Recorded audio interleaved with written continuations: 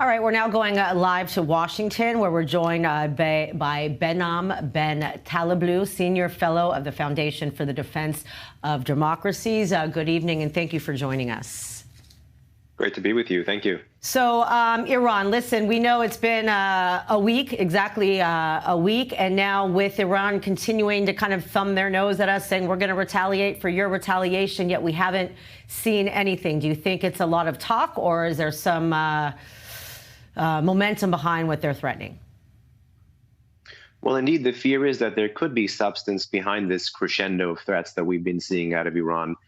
Make no mistake, given the impact of the strike initially, for the first 12 to 24 hours, the regime really tried to downplay the Israeli strike, upplay Iranian air defenses, which apparently they don't really seem to be that much left, at least in the strategic side. But now the Islamic Republic's ultra-hardliners, its ultra-hardline press, and even the supreme leader have been coming out, incrementally laying the pathway for some kind of face-saving military response.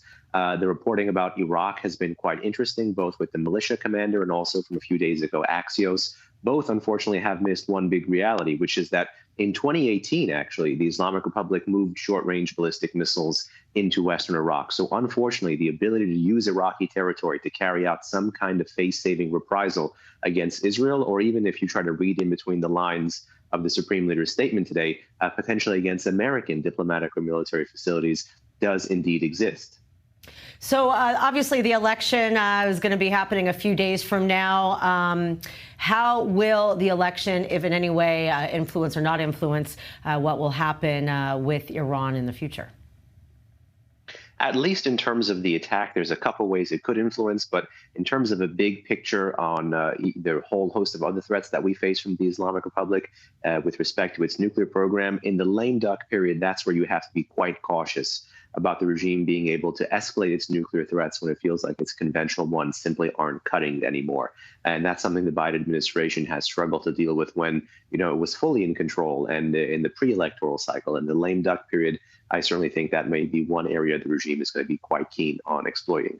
Right. But I mean, do you think that there is a fear? I mean, if they, they're talking a lot, but they haven't done anything, obviously, what they did with, that we all remember so well, didn't reach their target. So do you think there is some kind of embarrassment on their part that maybe they're just really not going to do anything? Well, that could be one reason why they're moving this from Iranian territory to Iraqi territory. What the Iranians did both in terms of April and in terms of October against the Israelis, which, by the way, was defended incredibly by, the region's most important layered air and missile defense, as well as significant American military assistance to make sure those projectiles didn't make its way through. Depending on how you count, 4 warheads landed in April. Depending on how you count, upwards of 30 landed in October. Given that this is a regime that has threatened to wipe Israel off the map and has called Israel one bomb state, even one warhead here would be too many, if you ask me. But the Iranians have engaged potentially now in horizontal escalation, and they may try to spin this, given the way the Biden administration has preferenced de-escalation over deterrence, by trying to say, hey, look, it's not us directly responding, it's the militias, and try to get Israel back into the old pattern of what is a new normal.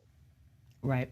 All right. Thank you very much, Behnam Ben David. Much appreciated. Back with